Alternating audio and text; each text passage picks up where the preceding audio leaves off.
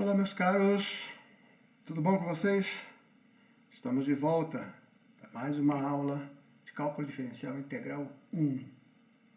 Ok? Essa é a quarta parte das aulas sobre limites e continuidade. Então hoje a gente vai falar sobre continuidade e vamos ver alguns teoremas importantes. Tá? Então, tá aqui, ó, limites e continuidade, parte 4. Ok? Bom, então, o que nós vimos nas aulas anteriores, e particularmente na segunda aula, nós definimos uma função contínua num ponto x0. Tá?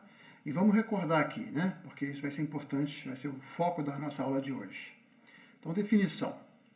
Então, considere um conjunto A, que é um subconjunto de números reais. Pegue um elemento x0 de A, esse cara aqui é o x0 de A, e f, uma função definida em A tomando valores em R. Tá? Nós dizemos que f é contínua no ponto x0 se o limite da f de x, quando x tende para x0, esse limite existe e é igual ao valor da função no ponto. Certo? Então lembra, para que exista um limite, que a gente viu, né, sem falar em continuidade, quando existe o limite é porque existe um número L tal que quando x se aproxima de x0, f de x se aproxima do número L. Mas a gente viu que não necessariamente o L tinha que ser um valor da função no ponto. Tá? Aliás, o x0 nem precisava estar no domínio, né? Bastava estar coladinho lá no domínio, de modo que pudesse aproximar o x por x0. Certo?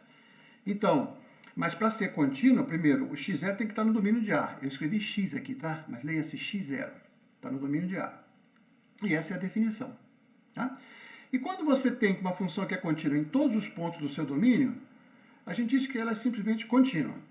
Tá? Para não ter que ficar repetindo em todos os pontos do seu domínio, em todos os pontos do seu domínio. Função contínua é aquela que é contínua em todos os pontos do seu domínio. Ok? Então vamos ver alguns exemplos de funções descontínuas. Por exemplo, esse exemplo aqui, ó.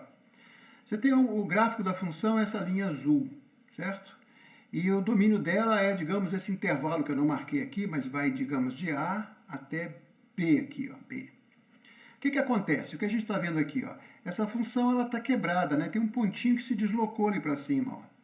Então, quando o x tende para esse valor de x0 aqui, que eu não escrevi, a gente vê que o limite é a altura desse buraquinho aqui, ó, que não é igual ao valor da função. O valor da função passou a ser maior do que o L limite. Então essa função não é contínua, tá? Porque o limite não é o valor da função no ponto. Da mesma forma, essa aqui, ó. Aqui você tem pelo lado esquerdo, quando o x tende, aqui está o x0, aqui assim, tá? Quando o x tende para x0 pelo lado esquerdo, você tem um valor L1 aqui, assim, nessa altura. E quando o x tende para x0 pelo lado direito aqui, ó, o valor da função vai tender, aqui nesse eixo, para um valor que é o L2 aqui, ó, tá? Então, você tem os limites laterais, mas o limite não existe, né? Porque os limites laterais são diferentes. E a função, o valor da função, a função está definida nesse ponto, mas o valor é um valor intermediário entre os dois limites. Tá? Então, são exemplos de funções contínuas, descontínuas. Nesse caso aqui, a gente costuma dizer que essa descontinuidade aqui ela é removível, né? Porque se eu pegar esse pontinho e colocar aqui no ponto, eu fechei, a função passou a ser contínua. Ela é removível. Aqui não tem jeito, né? Não adianta eu botar lá naquele buraquinho lá de cima, porque vai continuar o gráfico quebrado aqui, ó, tem um salto aqui, ó, tá? Então isso aqui é uma descontinuidade, como os limites laterais existem, a gente diz que é uma descontinuidade de primeira espécie, mas não é removível. Ok? Não importa muito esses nomes agora, no momento. Bom, e o que a gente pode concluir então de teoremas? Na realidade, os corolários, né? Porque nós vimos que o limite da soma é a soma dos limites, o limite da diferença é a diferença dos limites, o limite do produto, desde que o limite da f e o limite da g existam, né? Nesse ponto x0. Bom, mas se elas forem contínuas, então o limite da f existe e vale f de x0. O limite da g existe e vale g de x0. Então, no ponto x0, a função f é contínua, a função g também é contínua, então o limite da f mais g é o f de x0 mais g de x0. Então essa função passa a ser contínua, essa também passa a ser contínua, isso aqui também é contínua, isso aqui também é contínua. Tá? Consequência direta dos limites. Tá? Nesse caso especial, em que o limite é o valor da função no ponto. Da mesma forma, a gente viu lá o teorema do limite da função composta. Aqui temos a mesma coisa, né? Se f é uma função definida de a em R, g é uma função definida de b em R, e é tal que a imagem de f está contida no domínio da B, então a gente sabe que a composta existe, né? E se f é contínuo no ponto x0 e g é contínua no ponto y0, que é igual ao valor da f de x0, então a g bola f, né, a GOF, é contínua no ponto x0. Porque nós já vimos que o limite, né, o limite da composta é a composta dos limites, desde que a g seja contínua. A f não precisa, né, desde que a g seja contínua. Nesse caso aqui, as duas sendo contínuas, a composta é contínua. Tá? Muito bem, vamos ver um exemplinho aqui, ó.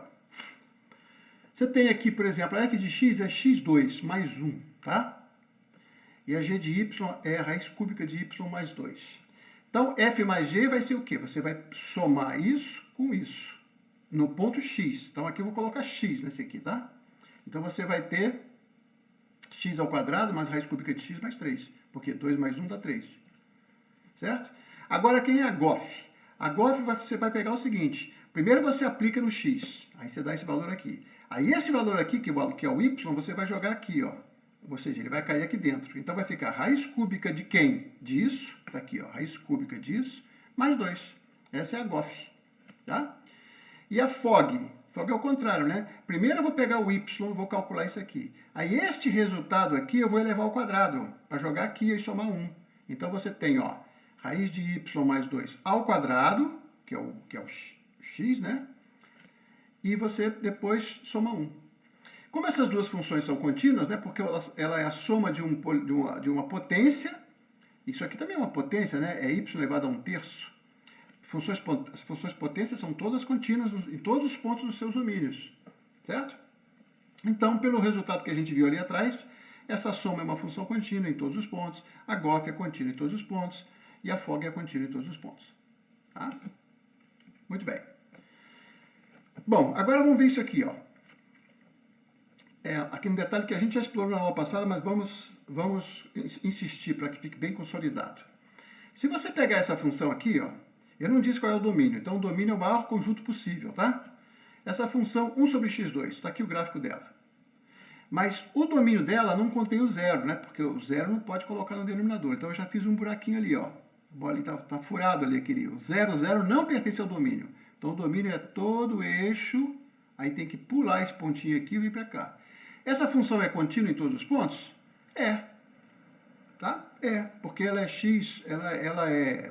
A gente vai ver que o gráfico é inteiro aqui, ó. E nesse ponto ela não está definida. Então, em todos os pontos do seu domínio, o gráfico não está quebrado. Agora, se eu pegar essa mesma função e forçar o valor dela no ponto x0, dizendo que fora do x0 ela é igual ao anterior. x0 é igual a 0. Mas no ponto 0, eu estou dando um valor para ela. É uma outra função, porque é diferente daquela. Tem um ponto a mais aqui, ó. Bota o valor 1, está aqui o valor 1. Então, essa função, o domínio dela é o conjunto de todos os números reais. É o eixo inteiro aqui, ó. Mas nesse ponto aqui, ela não é contínua. Por quê? Porque o limite, quando x tende a 0 pela direita, dá mais infinito, que é diferente do valor da f de x. Tá? Não tem nada a ver com f de x. Então, essa função aqui ela não é contínua no zero, e essa aqui é contínua em todos os pontos do seu domínio. Por quê? O zero não está no seu domínio. Certo?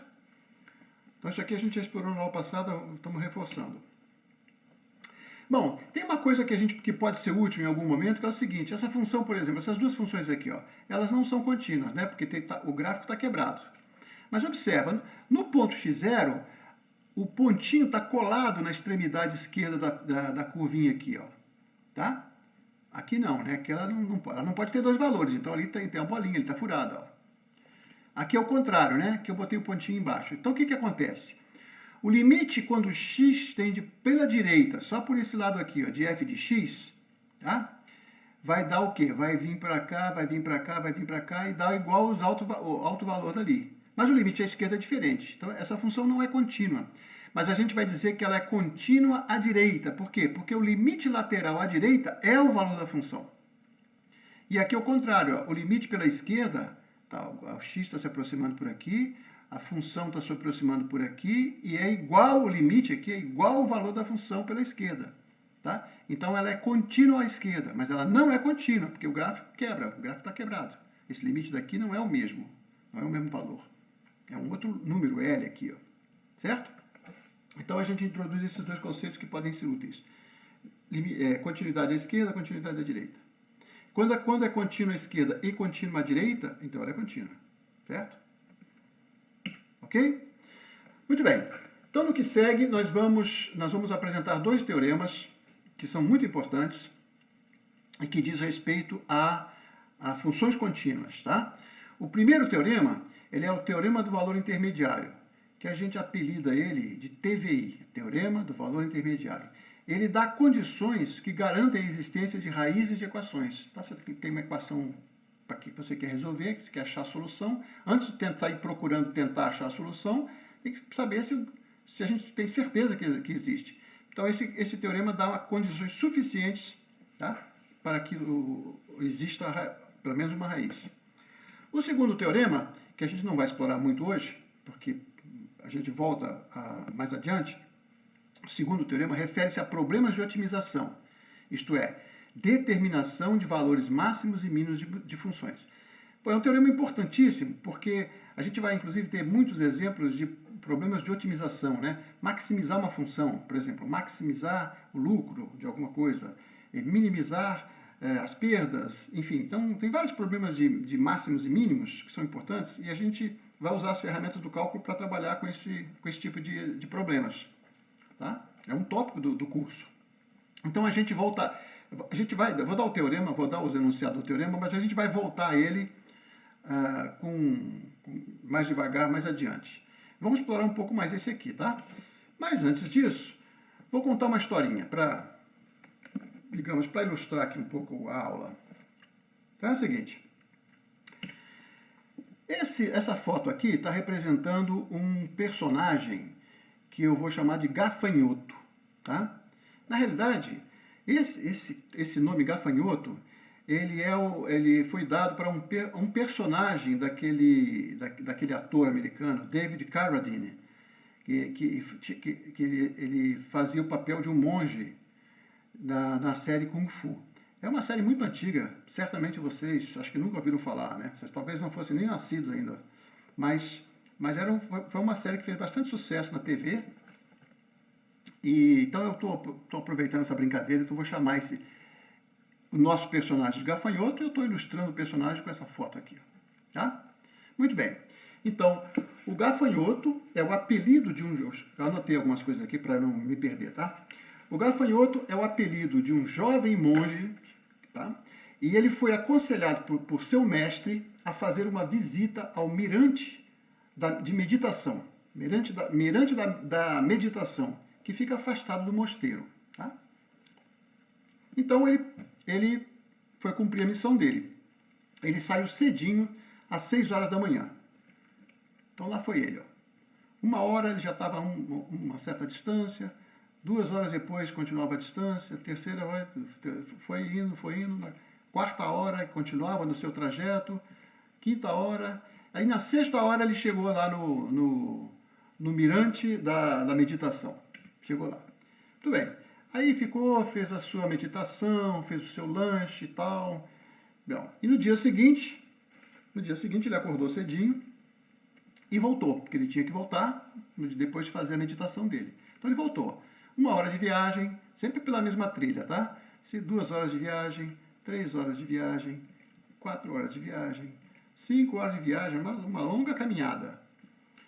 E aí, voltou. E quando chegou no mosteiro, ele encontrou o seu mestre. Tá?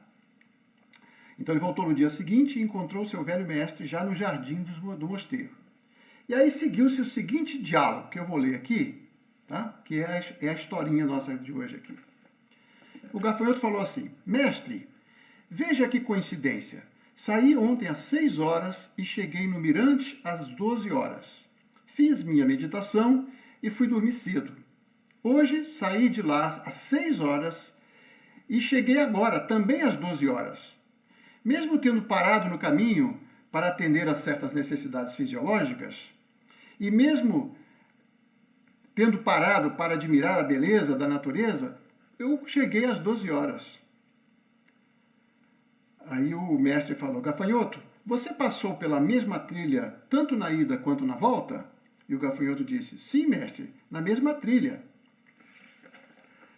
Ah, disse o mestre, então em algum momento preciso, entre 6 horas e 12 horas, você esteve exatamente no mesmo ponto da trilha, tanto na ida quanto na volta. Aí o gafanhoto achou estranho e disse: tem certeza, mestre? Houve mesmo esta coincidência? Aí o mestre: não é coincidência, gafanhoto, é matemática. Vejo que você não cursou cálculo 1. Acho que vou mandar você estudar cálculo 1 com o professor Roussi lá na UFRJ. Brincadeira, tá? Vou te explicar. Então o velho mestre e o gafanhoto foram para a sala de estudos. Bom, então agora a gente vai mostrar aqui qual é a matemática que está por trás dessa aparente coincidência, né, que o gafanhoto estranhou. Como é que pode? Por que eu estaria no mesmo ponto? Por exemplo, às 3 horas de caminhada, 3 horas no ponto na ida e 3 horas no ponto, mesmo ponto. Estranho, né? Vamos ver. Então é o seguinte, então o mestre mostrou para ele o seguinte: olha, eu vou traçar um gráfico aqui, que é um gráfico da tua trajetória. Então eu vou botar aqui na origem do sistema de coordenadas, eu vou botar a posição do mosteiro. E no eixo dos Y, eu vou colocar aqui a distância ao mirante, tá? Então, suponha, são 7 km, 6 km, não importa. Aqui está 6 km de distância do mosteiro está o mirante. E você levou 6 horas para chegar lá. Então, olha aqui, ó, 1 hora você estava nessa posição aqui, ó, a tantos quilômetros, né, do mosteiro. 2 horas você estava nessa posição. 3 horas você estava na posição. Olha que interessante. No início você estava descansado e no mesmo intervalo de tempo você andou distâncias maiores no início e foi diminuindo, tá? Porque a curva, isso faz com que a curva vai ficando assim, ó, virando meio que virando para baixo. Ela vai desacelerando, tá? Então, eu imagino que é natural, né? Porque você vai se cansando, né? Uma distância muito longa. Você estava muito animado no início e foi ficando. Então vamos representar essa aqui, a sua curva de ida. Está razoável, né? Está razoável. Então agora vamos fazer a curva da volta. Na curva da volta, aconteceu o seguinte. Você saiu lá do mirante às 6 horas. 1 hora depois você estava nessa posição. Então você andou toda essa distância aqui, ó. Foi bastante, hein? Você veio rápido. Mas aí você falou que sentiu aquelas necessidades fisiológicas e deu uma paradinha lá numa moita, não foi? Então tá aqui, ó. Você de 2 horas até 2 horas um pouquinho, você ficou parado lá, fazendo as suas coisas lá e vendo a beleza da paisagem, não foi isso? E depois, em seguida, você retomou instantaneamente o teu movimento e tal, e você chegou aqui exatamente 6 horas depois, ou seja, ao meio-dia. Tá? Não foi isso? Foi, mestre, foi isso. Então agora vamos fazer o seguinte, vamos botar uma do lado da outra. Aqui as duas curvas, olha.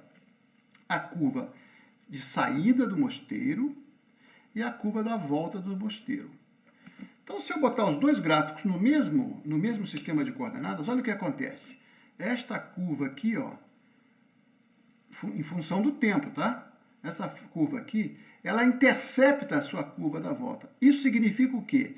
Que no instante t0, num certo instante t0, que você estava exatamente nessa posição.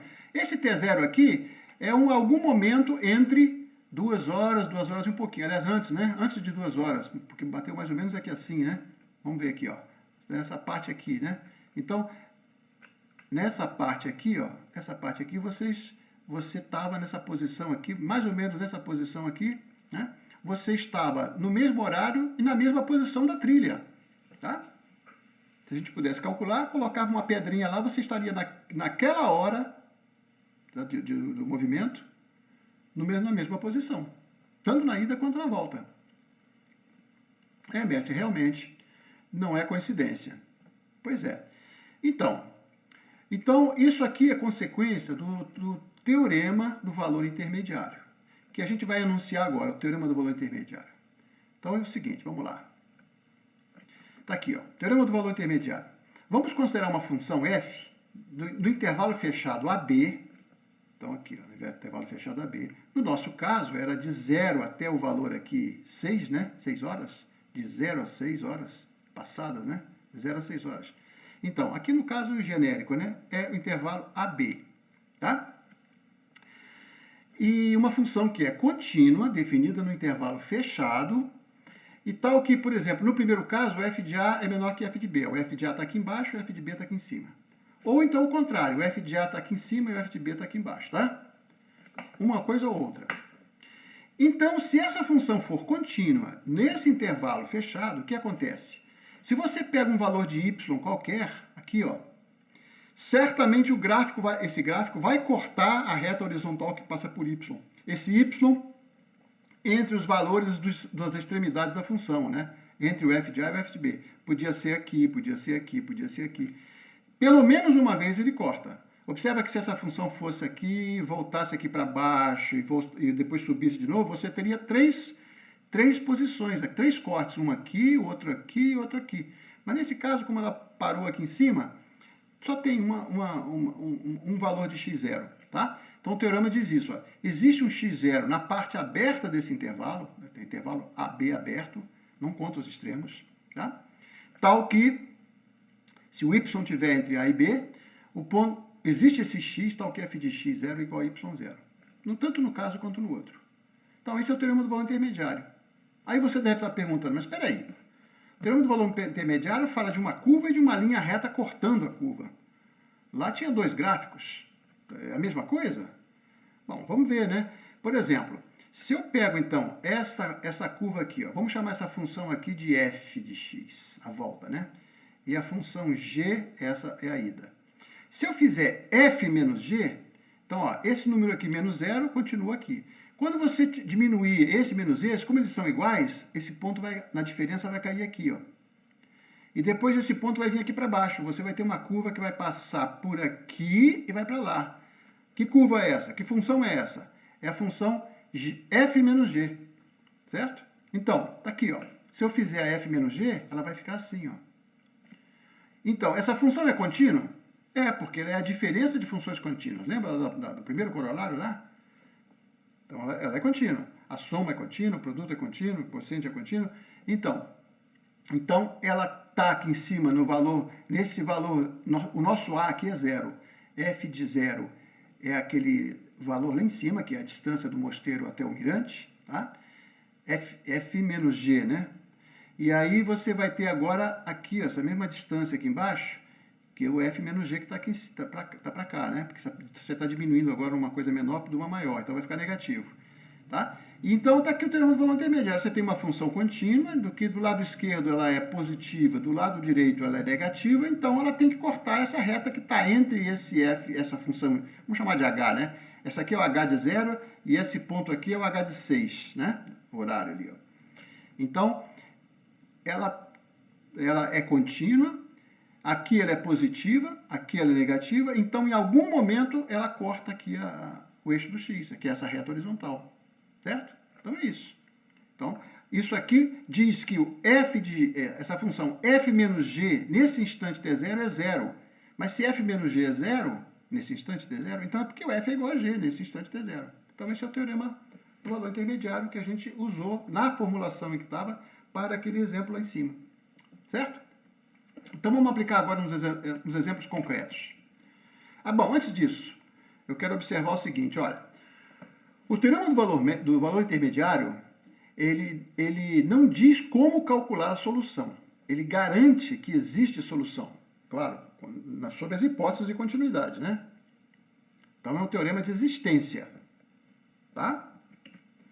Na maioria das vezes, não há uma fórmula para resolver a equação de forma exata. É preciso calculá-la de forma aproximada com a precisão necessária, ou com a precisão que se deseja. Tá? Vamos ver, então, nós vamos ver os exemplos, depois a gente vai ver como é que o próprio teorema fornece um método de calcular aproximadamente a solução. Tá aqui, ó. Um desses métodos, como veremos adiante, se baseia na sucessiva aplicação do teorema do valor intermediário, TVI. Tá? Então vamos lá, nos exemplos, olha. Eu tenho uma equação do quinto grau. E eu quero saber se existe uma raiz para essa equação. Tá? Lembra que é um fato importante da álgebra, né? Que as equações, as equações do quinto grau em diante, não existe fórmula que resolva. Tá? Esse é um teorema importante da álgebra. Eu acho que teve uma aula das gravadas que foi falado sobre isso, né? Então eu tenho aqui, ó. Mas eu não tenho fórmula para resolver isso aqui, né? Tipo uma Bhaskara sofisticada, não tem. Mas o que a gente pode fazer? Se eu quero achar a sua solução, se eu quero mostrar que existe um ponto x0, tal, que x0 elevado a 5 mais x0 mais 10 seja igual a zero, então eu vou olhar para essa função aqui, ó, e vou ver se tem algum ponto onde ela é negativa e outro ponto onde ela é positiva. Se eu encontrar um ponto onde ela é negativa e outro ponto onde ela é positiva, entre esses dois pontos, ela vai ter uma raiz. Por quê?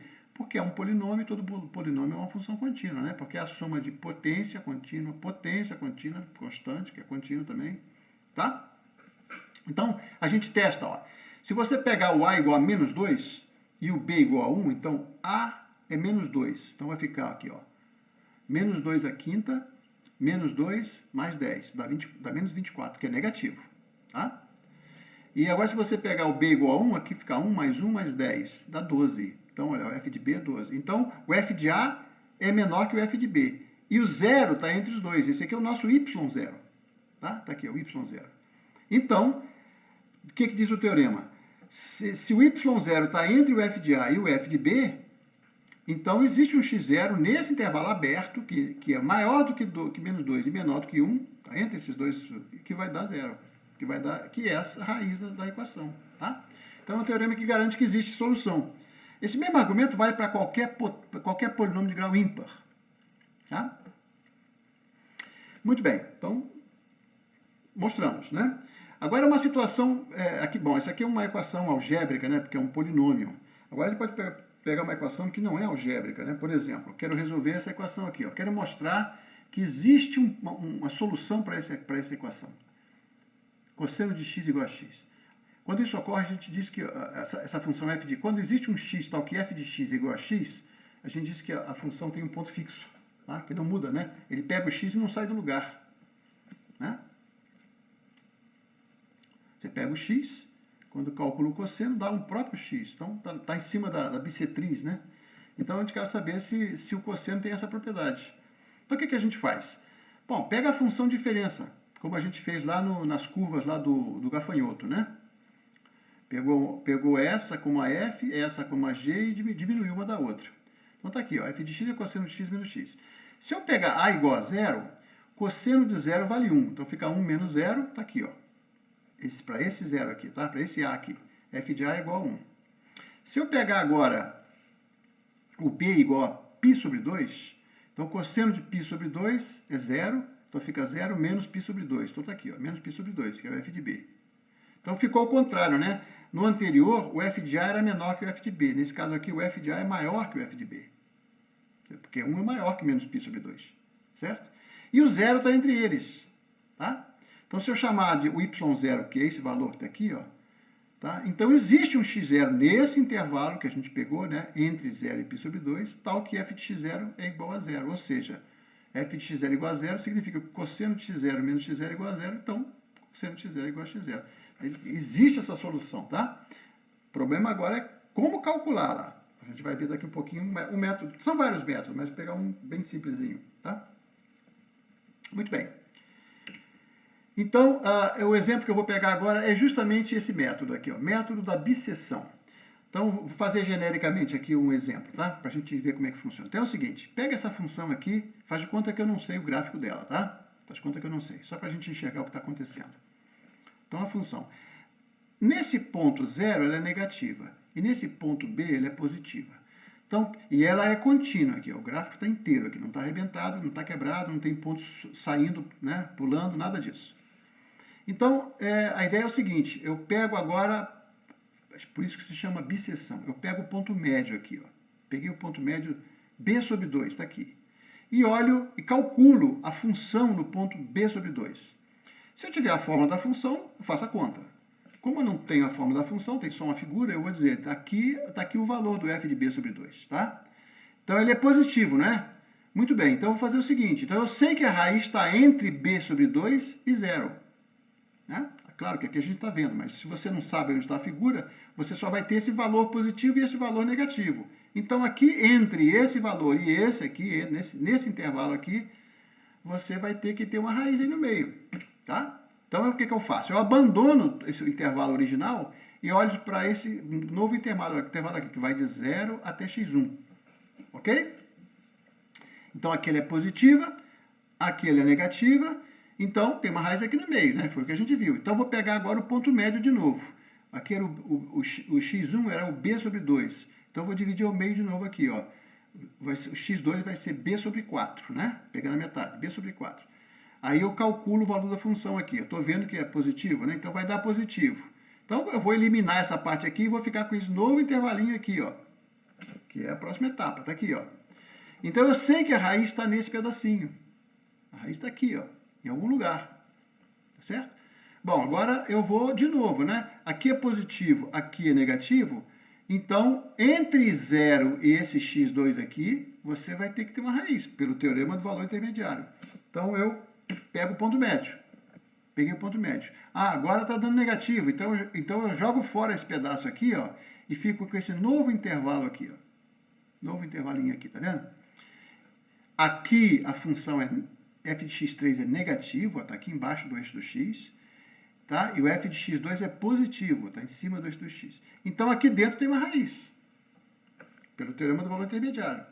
Então agora eu pego a metade do intervalo, que vai ficar bem pertinho ali, ó, e faço de novo. E aí, dependendo da minha aproximação, essa próxima etapa aqui já seria uma raiz suficiente, por exemplo, com uma casa decimal.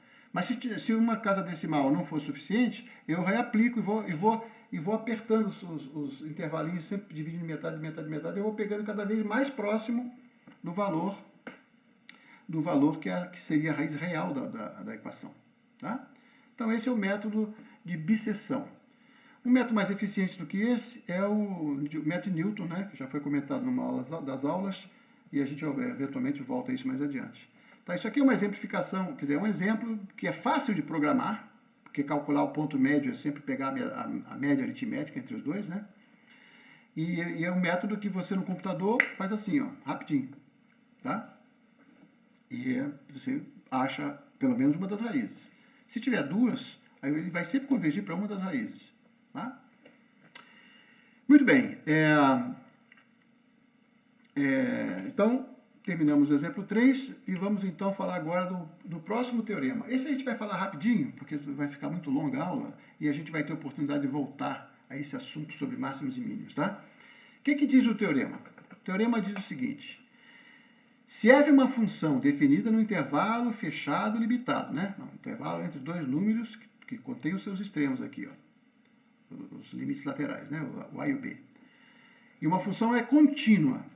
Então, sempre existe nesse domínio AB um x máximo e um x mínimo, quer dizer, dois pontos desse intervalo, onde f de x mínimo é o menor valor que a função atinge nesse intervalo. E o f de x max é o maior valor que a função atinge nesse intervalo. Tá? E os outros valores são sempre menores ou maiores do que esse. Então, por exemplo, aqui ilustrado aqui numa figurinha. F de A está aqui, ó. F de B está aqui, tá?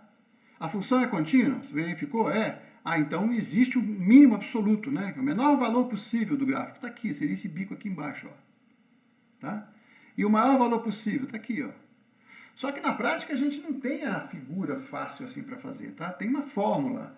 E aí a gente vai ter umas técnicas para achar esses valores, que está inserido no ponto do curso, né? A parte do curso que fala dos problemas de otimização. Tá? Vai entrar o uso de derivadas, que a gente vai falar mais adiante. Mas esse teorema garante que esse máximo sempre existe. Tá?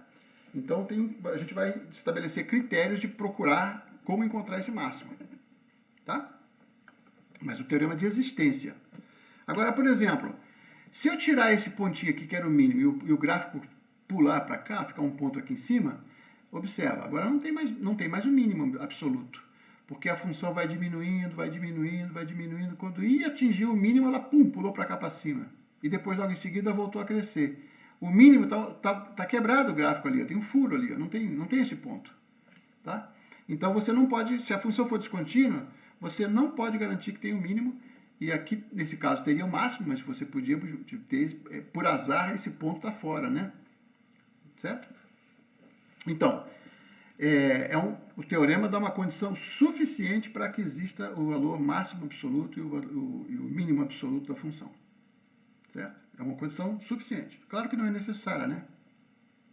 Porque a descontinuidade, por exemplo, poderia estar aqui, ó, que não tem nada a ver com ponto de mínimo e ponto de máximo. Então, uma função descontínua pode ter máximo, pode ter valor máximo. Mas você não pode garantir a priori. Tá? Agora, se ela for contínua, com certeza tem o máximo e mínimo. Aí só nos resta calcular, arranjar métodos para calcular. Tá ok? Então, vamos ficar por aqui. Vocês vão revisar o material todo. A gente está encerrando essa parte de continuidade e vamos usar muito esse conceito de continuidade durante o curso inteiro, tá? Mas, digamos, a parte específica de continuidade é isso que está aí. Correto? Então, nós vamos ficar por aqui. Um abraço. Até mais.